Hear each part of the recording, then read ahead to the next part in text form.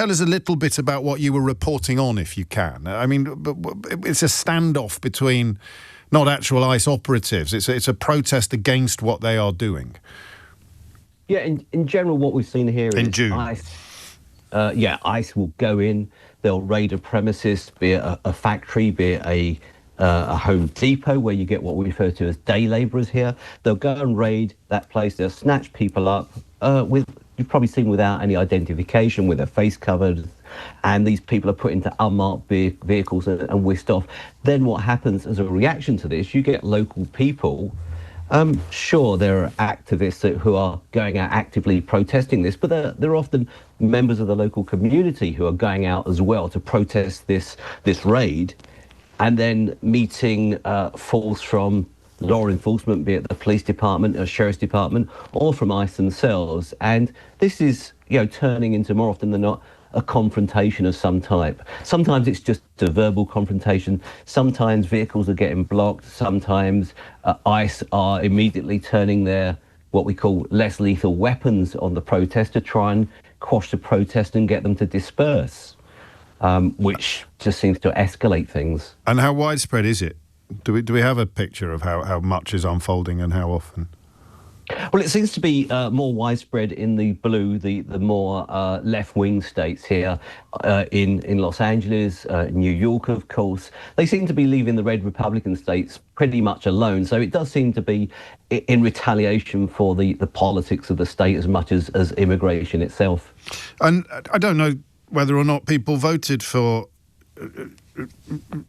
people working in places like Home Depot to be caught up. I mean, a lot of the rhetoric in the run-up to the last election was about people crossing the border from Mexico and about gang members and criminals and drug dealers and cat eaters and dog eaters. Was there any form of mandate for treating people who are working and presumably paying taxes in this way?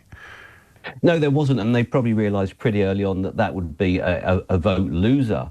But the type of people being rounded up now are not these rapists and murderers and repeated criminal elements. They are exactly as we've said, they're construction workers who are outside Home Depot picking up work. They are gardeners.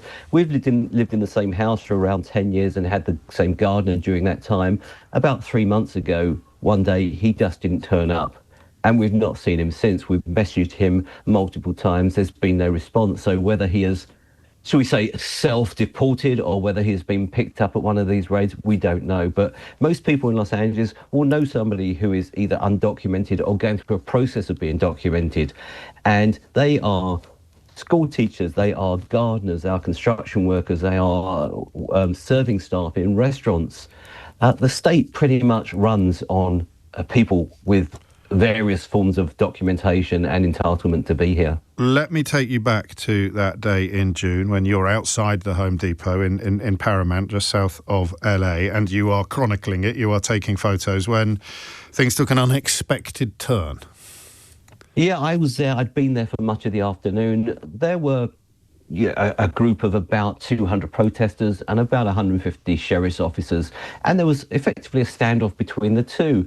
There was nothing that looked like it was going to turn into a riot, but there were things like plastic bottles and stones being thrown, and I was actually hit in the leg while shooting photographs of people that were doing nothing more than waving flags. There was no threat from the people around me, and surgically I had emergency surgery. I was rushed to hospital by ambulance, had emergency surgery, and this is a 3D replica of the thing that was removed from my leg. It's referred to as a flashbang.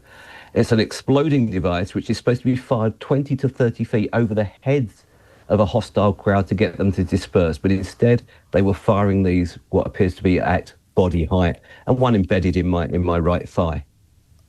I presume you were wearing the correct vests and identifying paraphernalia to let anybody present know you were a journalist, that you were working. Yes, exactly. I had my press ID hanging on a lanyard around my neck. I had a big professional camera in my hand.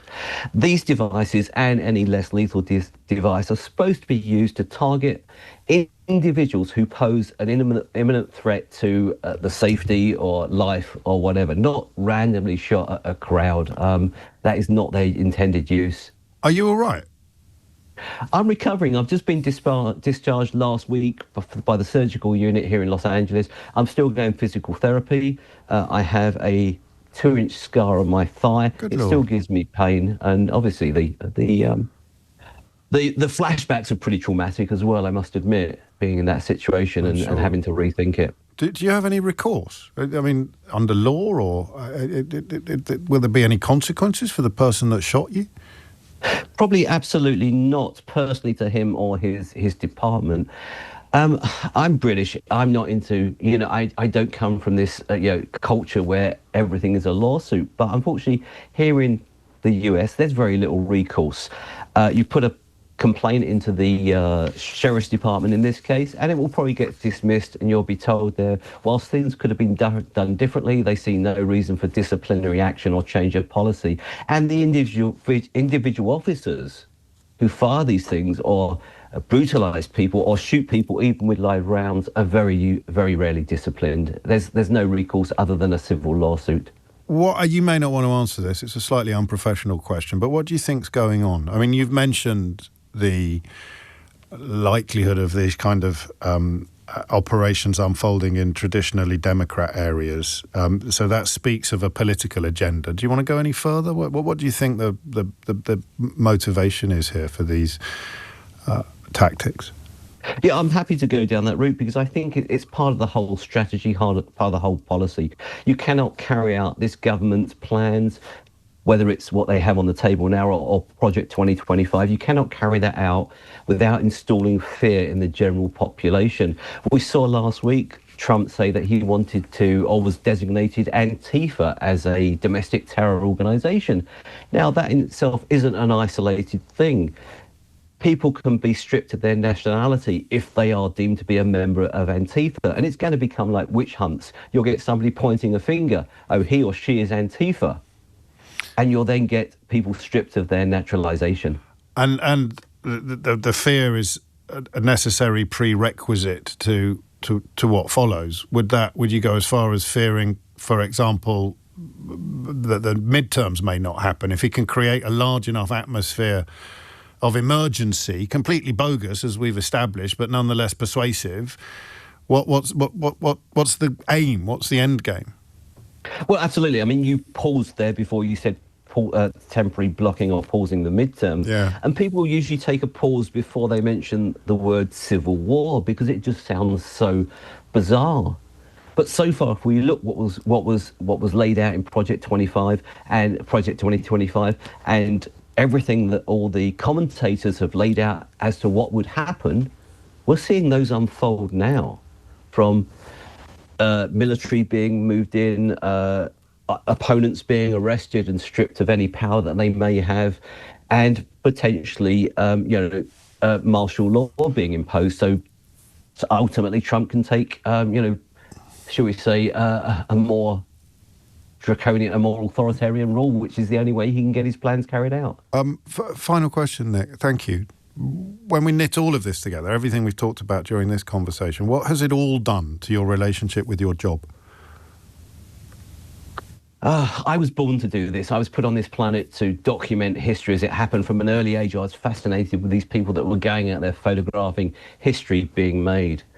But it's made me even more cautious when I'm out on the street. If we've just got a moment, covering protests in the UK, you have to be cautious of perhaps protesters who don't want their photograph plastered over the Daily Mail the next day with perhaps a brick in their hand. Here, you get protection from the protesters. They thank you for being there. And it's in fact law enforcement who you have to be cautious of and really watch your back from. Wow. Can I buy you a pint next time you're in London? Most definitely.